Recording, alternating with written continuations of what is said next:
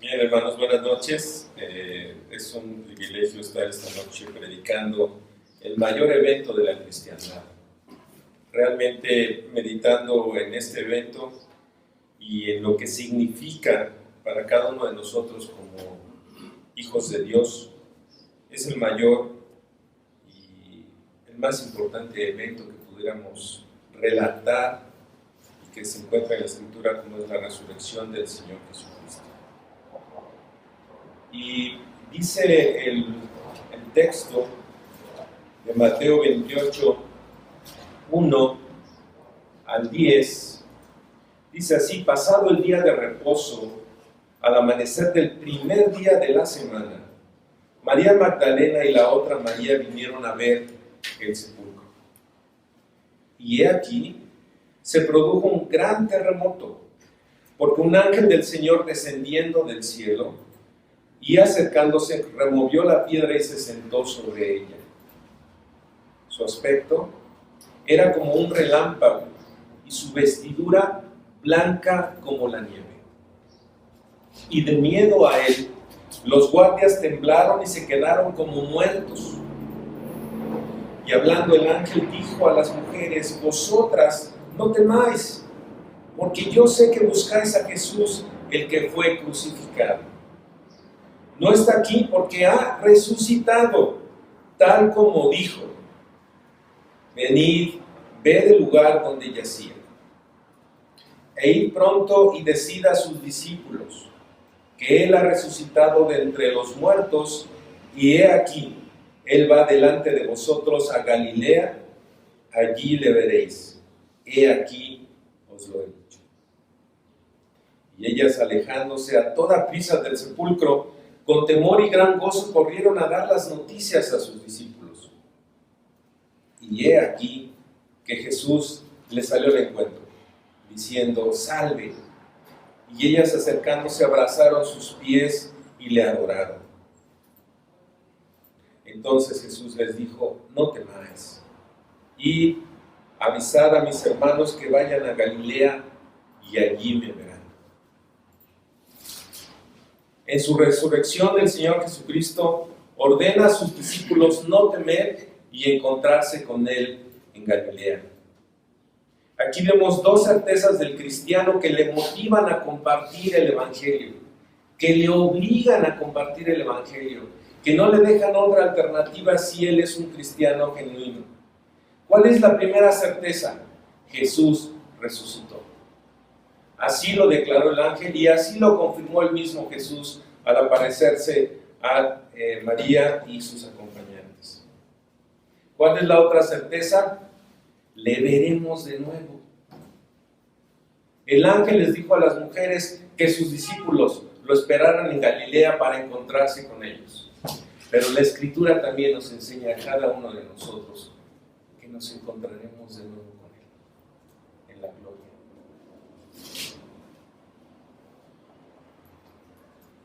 Cada uno de los 4 evangelios relata este suceso y cada escritor da detalles especiales. Sin embargo, todos ellos nos dan una visión, y la visión es muy clara, es monumental.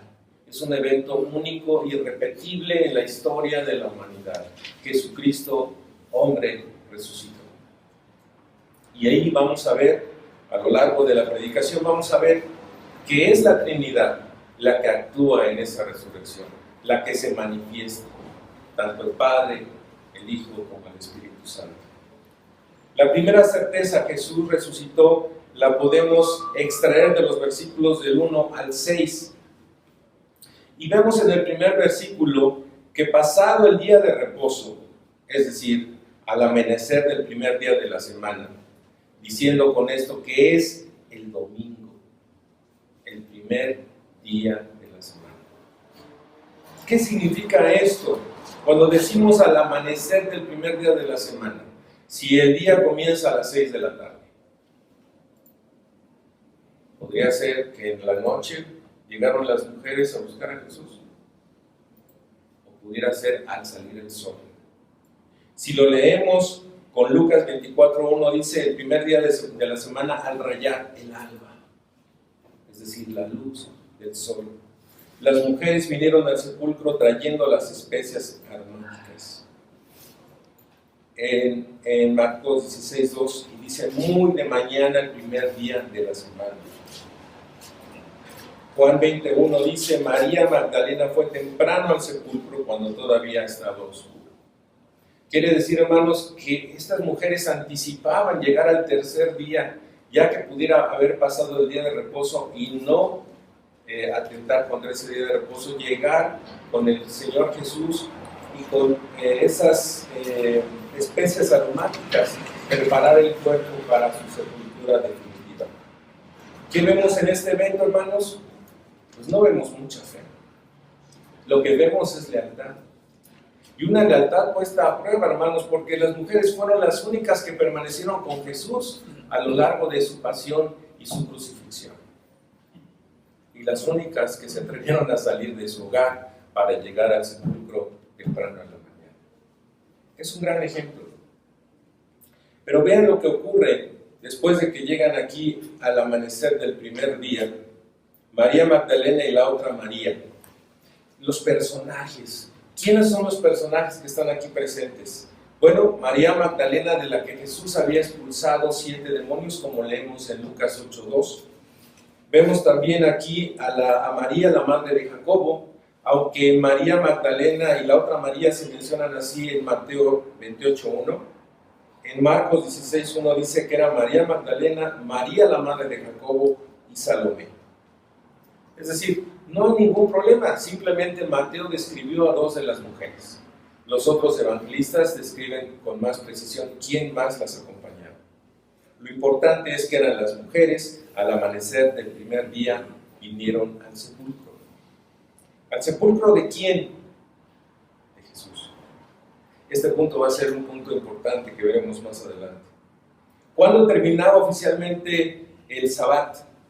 Con el atardecer del día sábado.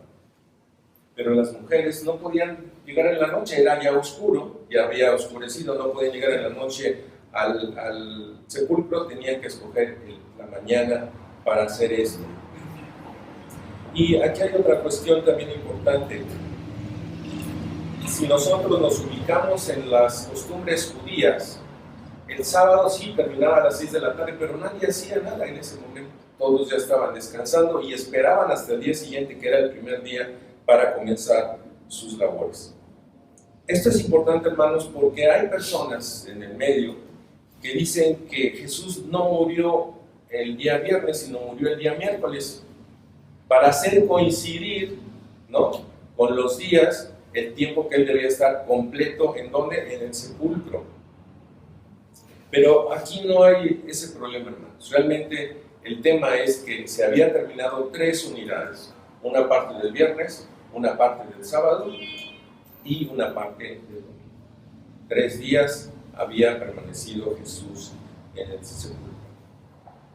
El segundo versículo dice, y he aquí, se produjo un gran terremoto. La palabra he aquí nos indica que sucedió de repente, algo que nadie esperaba. Y menciona un gran terremoto, y Mateo es el único que lo menciona. Y lo menciona como un evento único, como un evento especial, y da la razón de ese terremoto. Es un acto sobrenatural de Dios. Dios envió un ángel, porque dice aquí el versículo, porque un ángel del Señor, descendiendo del cielo y acercándose, removió la piedra y se sentó sobre ella. Este es un evento sobrenatural y Dios quería dejar claro ese evento sobrenatural produciendo un gran terremoto, algo que realmente llamara la atención para las personas que estaban presentes en ese lugar. La palabra sismos habla precisamente de eso, sisma en griego, y la palabra mega quiere decir que fue un terremoto muy grande, algo como lo que sentimos el viernes pasado, ¿no?, que nos sacaron de donde estábamos porque realmente se sentía muy fuerte. Este terremoto ocurrió en la mañana de la resurrección, cuando el ángel del Señor bajó del cielo para remover la piedra. Es decir, se abrieron los cielos para que el ángel llegara y removiera la piedra. ¿Cuál era el aspecto de este ángel? Era como un relámpago y su vestidura blanca como la nieve. ¿Qué nos indica esto? Bueno, como un relámpago, los relámpagos vienen del cielo, y su vestidura blanca significa la santidad que tiene este ángel. Es decir, este ángel viene del cielo y estaba frente a Dios. Solamente ante Dios pueden estar, ¿quiénes? Los santos, ¿no? Los que no tienen mancha alguna. Blanca como la nieve quiere decir que eran completamente limpias sus vestiduras. ¿Cuál era el propósito de este ángel? Sí, nos dice el versículo que vino a quitar la piedra, pero del texto, del contexto, es que también vino a dar testimonio de la divinidad de Jesús a los soldados que le cuidaban, y a avisar a las mujeres que Jesús había resucitado de entre los muertos y que le verían en Galilea. Esos eran los propósitos con los que el ángel había llegado aquí. Los soldados romanos, dice el versículo 4, que de miedo a él los guardias temblaron y se quedaron como muertos. Los soldados romanos que resguardaban la tumba estaban tan atemorizados por el ángel que se quedaron como muertos y aparentemente se desmayaron. Ellos habían sido enviados allí para sellar y resguardar la tumba, pero su poder, el poder de un soldado profesional romano, quedó inutilizado ante el mensajero angelical. ¿Por qué menciono esto? No sé si alguno de ustedes ha visto la película de este hombre que lucha en las plazas. No me acuerdo ahorita el nombre de la película, pero es un hombre que era un soldado romano, era un general romano, era un hombre preparado para la lucha, era un hombre, el gladiador. Este hombre no tenía miedo de nada, estaba preparado para enfrentar, ¿qué? Las cosas más difíciles. Cuando vimos esa película, pues, ¿cómo te vas a enfrentar a un león? ¿Cómo te vas a enfrentar a muchos enemigos? Eran hombres preparados, eran profesionales de la guerra. Y sin embargo, ante este evento sobrenatural, quedaron como muertos. Es decir, el poder del Señor es avasallador. Era un destacamento de soldados profesionales asignados por Pilato.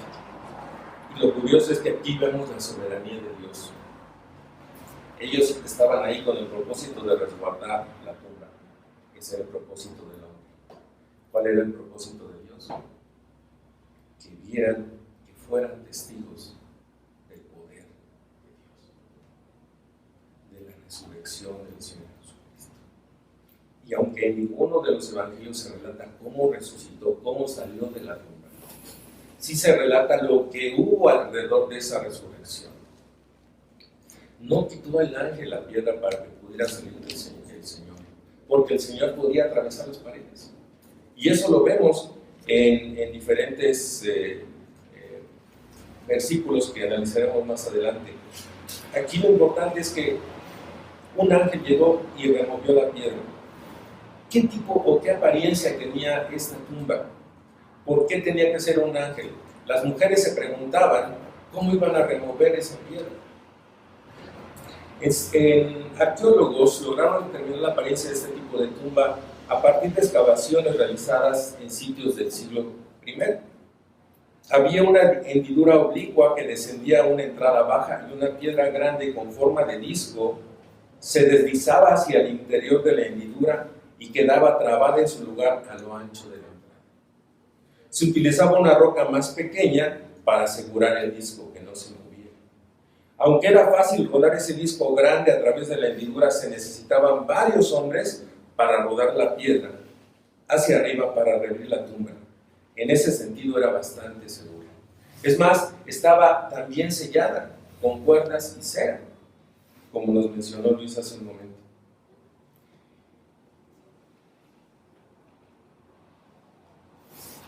¿Por qué tuvo que remover la piedra el ángel? No para que Jesús pudiera hacer su salida del sepulcro, sino para que las mujeres y también Pedro y Juan pudieran entrar en él. Desde Juan 20:26 podemos leer lo siguiente: 8 días después sus discípulos estaban otra vez dentro y Tomás con ellos. Y estando las puertas cerradas, Jesús vino y se puso en medio de ellas y dijo: paz a vosotros. En Marcos 16:5 Dice, entrando en el sepulcro vieron a un joven sentado al lado derecho vestido con ropaje blanco y ellas se asustaron. En Juan 20 del 6 al 8 dice, entonces llegó también Simón Pedro tras él, entró al sepulcro y vio las envolturas de lino puestas allí y el sudario que había estado sobre la cabeza de Jesús, no puesto con las envolturas de lino, sino enrollado en un lugar aparte. Entonces entró también el otro discípulo, el que había llegado primero al sepulcro, y vio y creyó. El propósito del ángel era que pudieran entrar, ¿quiénes? Los discípulos. Pudieran ver y creer. ¿Qué dijo el ángel? Dice, y hablando el ángel dijo a las mujeres, vosotras no temáis, porque yo sé que buscáis a Jesús el que fue crucificado. Dice el versículo 6, no está aquí, porque ha resucitado, tal como dijo, venid, ver el lugar donde yacía. E id pronto y decid a sus discípulos que Él ha resucitado de entre los muertos, y he aquí Él va delante de vosotros a Galilea. Allí le veréis, he aquí os lo he dicho. El ángel ha cumplido su cometido. Declaró que el Señor no estaba ahí. Declaró que el Señor había resucitado. La certeza de la resurrección de Cristo era declarada por un ángel. También había el mensaje de que sus discípulos deberían de ir a Galilea. Eger Tegar ha resucitado. Este es el punto central del testimonio del ángel a las mujeres. Es lo que Pablo desea que Timoteo nunca olvide en 2 Timoteo 2:8. Jesucristo resucitado de los muertos. ¿Cómo nos quedaríamos cada uno de nosotros al ver esta escena, hermanos? Que fuéramos a buscar en la tumba de un ser querido cuando lo van a enterrar o cuando ya lo enterraron y ver que el sepulcro está vacío. Lo primero que pensábamos o que pensáramos era, se lo han robado. Sin embargo, allí había un testigo de los hechos que dijo, ha resucitado. Solo puede resucitar por sí mismo el Señor Jesús. Él dijo, yo doy mi vida y yo la tomo también. Ellas quedaron atemorizadas y deslumbradas por la gloria de esta escena. Y el ángel les dijo, venid, ved el lugar donde yacía el Señor. En algunos mensajes no aparece Jocurios, que sería el Señor, pero este es el sujeto al que se refiere la oración. Su cuerpo no estaba allí. No sirve de nada decir que Jesús se levantó en espíritu y apareció vivo, aunque el cuerpo haya quedado en la tumba. Eso no nos sirve de nada, hermanos. La tumba vacía es la primera gran realidad confrontando a las mujeres y después a cada uno de nosotros. Es una certeza. Es una certeza, ¿por qué? Porque nos los ratifica un ángel a las mujeres y nos los ratifica cada uno de los evangelios. Y nosotros creemos que el evangelio es la palabra de Dios inspirada. Sin embargo, a lo largo del tiempo han sido varias las teorías que se propusieron entonces. ¿Para qué? Para explicar la tumba vacía. Pero ninguna de ellas explica satisfactoriamente las evidencias, ni explica la supervivencia de la fe y de la esperanza de los discípulos. La que reposa sobre la realidad del Cristo resucitado, cuyo cuerpo ya no estaba en la tumba. ¿Cuáles son esas teorías? La teoría de la evaporación, la de la tumba equivocada, la del cambio de tumba, la del robo por los discípulos, la del robo por los soldados y el desmayo. No voy a explicar ninguna de ellas más que la última, el desmayo. Lo que dice esta teoría es que Jesús no murió, simplemente se desmayó, que le dieron ahí una droga que le permitió después de cierto tiempo que sus palpitaciones dejaran de sentirse, lo bajaron de la tumba y después despertó en la tumba, él movió la piedra y salió por su propio pie.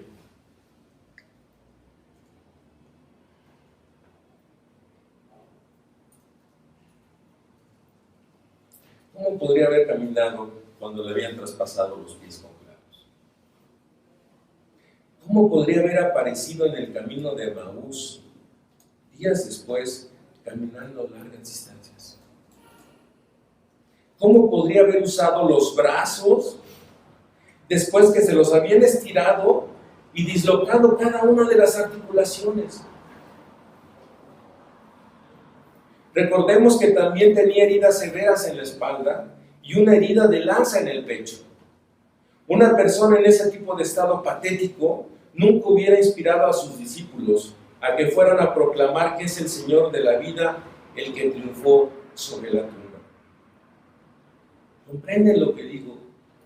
Después de sufrir un abuso horrible, con toda la catastrófica pérdida de sangre y el trauma, se habría visto tan lamentable que los discípulos nunca lo hubieran exaltado como el conquistador victorioso de la muerte.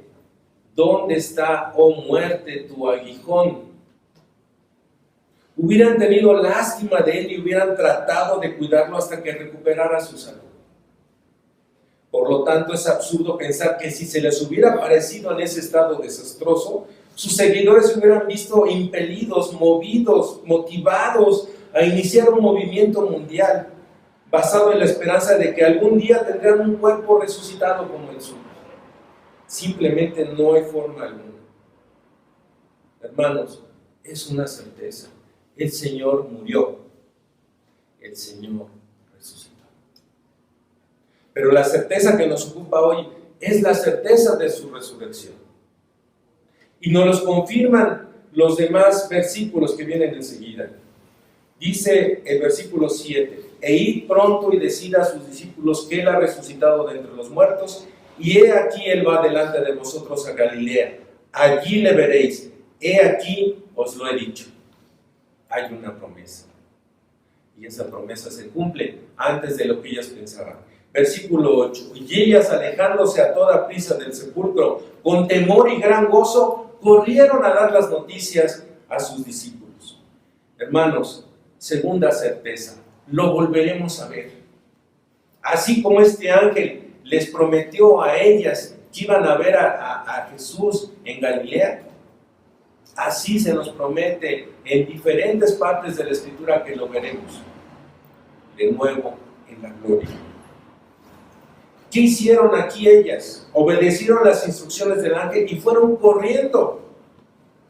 Aunque esta parte en Mateo no nos dice si ellas entraron o no a la tumba, en otros versículos de otros evangelios nos dicen que sí entraron y vieron y salieron corriendo. Pero el común denominador de sus sentimientos es que tenían temor y gozo. Temor, ¿por qué? Porque eran testigos de un evento sobrenatural. Y gozo porque iban a ver a su Señor. Lo que había dicho su Señor se iba a cumplir. Lo iban a ver vivo de nuevo, resucitado. Estaban llenas de gozo, temerosas, porque no comprendían las implicaciones de este importante suceso. Y el versículo 9 dice, y he aquí que Jesús les salió al encuentro, diciendo, salve. Y ellas acercándose abrazaron sus pies y la adoraron. Entonces Jesús les dijo, no temáis, id a avisar a mis hermanos que vayan a Galilea y allí me verán. Galilea, el monte, los 11 discípulos, Mateo 28, 16 al 20 y Marcos 16, del 14 al 18. Pero lo importante que relata esta parte del Evangelio es que el Jesús le salió al encuentro. La certeza de que Jesús resucitó, la certeza de que lo volveremos a ver, nos debe producir gozo. ¿Y por qué no, hermanos? Temor. El temor reverencial que debemos tener por un Dios todopoderoso, un Dios soberano, que es cuando nos dice que lo volveremos a ver, lo va a cumplir, hermanos.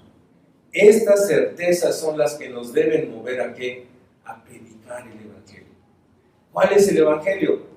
Como dice la misma Escritura, yo predico a Jesús crucificado. Hoy debemos predicar a Jesús resucitado. Esa es la certeza que nos debe mover, nos debe motivar, nos debe impulsar a acrecentar nuestra fe, a sentir gozo y a compartir.